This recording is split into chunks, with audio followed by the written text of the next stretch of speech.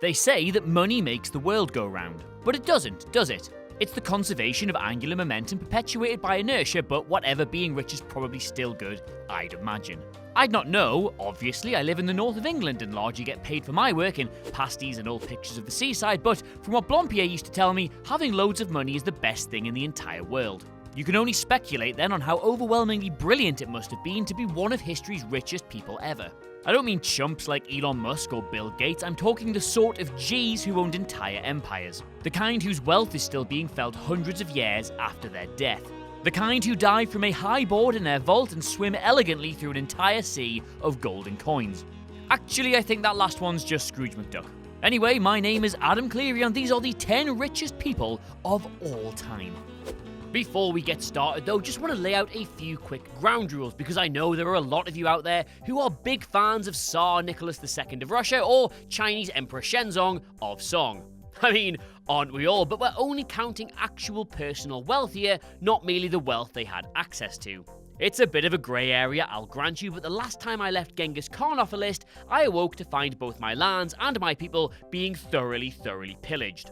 As the old saying goes, conquer the combined continental landmass of Europe and Asia once, shame on you, etc, etc, etc. So yes, to avert any future hordes, Genghis Khan was technically the richest man who ever lived, with a net worth somewhere in the hundreds of trillions, but he crucially never treated that money as his, having it immediately redistributed amongst his territory and his subjects, the big old softy. Anyway, let's get started. Number 10, Marcus Croesus. Now is probably a pertinent time to point out all of these figures are adjusted for inflation, since, you know, half of this list lived hundreds if not thousands of years in the past. Anyway, case in point, Marcus Licinius.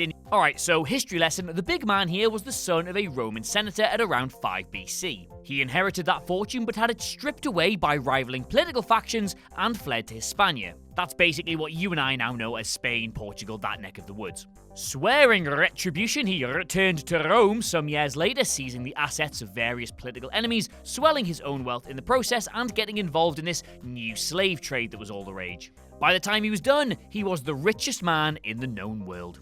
Total wealth around $200 billion. Number 9, Muammar Gaddafi.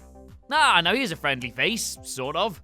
Turns out that being able to line your own pockets with billions of dollars is just one of the happy side effects of spearheading a socialist revolution. He called it the only democratic state on the entire planet. We called it a shady dictatorship with ties to global terrorism. Potato, potato. Anyway, whatever you might think about the man's many decades as Libya's head of state, he definitely had more than a few quid to rub together.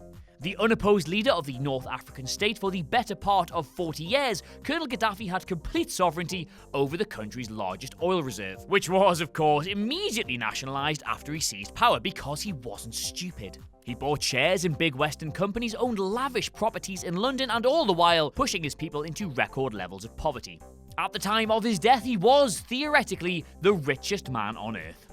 Total wealth, around $200 billion. Number 8, Osman Ali Khan.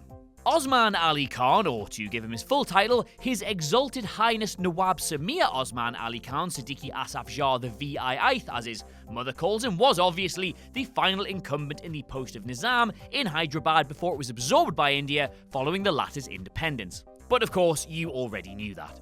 I actually love this bloke. He would simultaneously try and bum smokes from his staff while the world's 5th largest diamond was literally sitting on his desk as a paperweight. If there is a more baller move on this earth, I'm yet to hear of it. Your man Osman was the wealthiest chap on the entire planet right up until the Second World War, when things just generally went awry. Total wealth around $210 billion. Number 7, William the Conqueror. The arrow which felled King Harold at the Battle of Hastings was only the second most eye-watering aspect of William the Conqueror's life. The first, of course, being his absurd wealth. It's a good joke, that. William's fortunes didn't just derive from his proficiency at an autumnal nut-breaking sport, that's conkers for non-Brits, but was rather plundered from multiple campaigns as he cut a swathe through England in 1066. Upon assuming the crown, the new king took entire control of the treasury as well as every single scrap of land in the country. Before then, of course, redistributing the prize plots to his most loyal retainers, creating in the process the stratified system of landowning elite which persists to this day. Total wealth around $230 billion. Number 6. Jakob Fugger. Jakob Fugger and family amassed such a considerable wealth through the Italian textile trade that he earned the name Fugger the Rich. Historical accounts tell of shouts throughout the streets of medieval Augsburg echoing, "There's that rich Fugger!" God only knows what his poor mother got called. The guy was born with the silverest of spoons in his mouth but turned his vast inheritance into a total monopoly on Europe's copper trade in the 15th century. Fair play.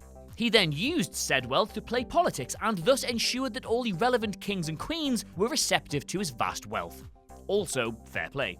Some goober called Greg Steinmetz proclaimed him the richest man who ever lived in his book, the originally titled The Richest Man Who Ever Lived, but nope, sorry pal, only number 6. Total wealth, $280 billion. Number 5, Andrew Carnegie. Yeah, you've actually heard of this one, and unlike most of the bad bells on the rest of this list who chuck their money away on property, playthings, and political favour, your pal and mine here spent 90% of his enormous wealth on actually helping people, the absolute idiot. Born in the small Scottish town of Dunfermline, Carnegie's family shared a single-room cottage with their neighbours, and young Andrew received his education courtesy of a free school, gifted by noted philanthropist Adam Rowland. This gesture stuck with him. His work ethic saw him move from being a humble telegraph messenger in Pittsburgh to America's second wealthiest industrialist. 50 years later, he sold the Carnegie Steel Corporation and spent the remainder of his life redistributing his wealth to charitable causes like an absolute legend. Total wealth, $310 billion. Number 4, John D Rockefeller. Being America's second wealthiest industrialist is one thing, but what about the first? Whilst Andrew Carnegie learned the value of hard graft, John D Rockefeller's pursuit of fortune began with his con artist father. A father who coincidentally vowed to cheat his boys every chance he got in an effort to make them business savvy. It's worked. As a teenage bookkeeper growing up in Ohio, he had precisely 2 overblown ambitions. A, to earn $100,000, and B, live to 100. The former was, if anything, modest, and his Standard Oil company went on to control over 90% of the US oil business, giving him an accumulated wealth of approximately $336 billion. As for the latter, though, he actually died at 97, so yeah, what a tit. Total wealth, 330... yeah, I've already said it. Number 3, Moosa I of Mali. Such was the frankly ridiculous extent of Mansa Musa's colossal wealth that it's difficult to put a precise figure on it. As the ruler of the Malian Empire, Moosa had access to over half of the world's gold supplies at a time during the 14th century when, precious metal was enjoying its highest demand. I've always said it, you're better to be lucky than good in this life. Case in point, devout Muslim Moosa's pilgrimage to Mecca in 1324. Witnesses reported a procession comprising 60,000 men elaborately dressed in Persian silk. There was also 12,000 slaves bearing 4 pounds of gold each. He would then stop and hand out gold nuggets to all the poor he met, and every Friday on the pilgrimage, he'd stop and build an actual mosque. Funny story though, the abrupt, absurd influx of affluence into the region actually crippled the Mediterranean economy, which is slightly awkward. Total wealth, about $400 billion. Number 2, Croesus. You've heard the saying, haven't you? As much money as Croesus, haven't you? No? Well, admittedly it has gone out of fashion in the last 100 years, but apparently people have been saying it since about 500 BC. You don't get that sort of nickname for nothing. The man didn't just have money, he invented money, issuing the ancient kingdom of Lydia with its first true gold and silver coins, thus making it the first civilization in the world to use them as currency in the process. He went on to become part of a parable about the pitfalls of greed, but when you literally have so much money historians can't quantify it, that's probably the part of your life you're most proud of. Total wealth, literally nobody knows, but absolutely loads. Number 1, Augustus Caesar. There are many things the disgustingly super rich can splurge their stupefying fortunes on. How about a mid-ranking Premier League football team? Or maybe a chain of tropical islands? Even a flotilla of yachts so big it rivals the actual navies of most countries.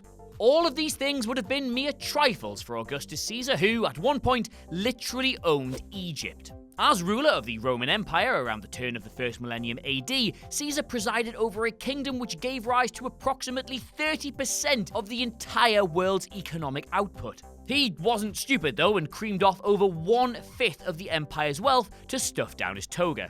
In modern terms, that amounted to just under $5 trillion. That is a quarter of the United States gross domestic product today. Wow!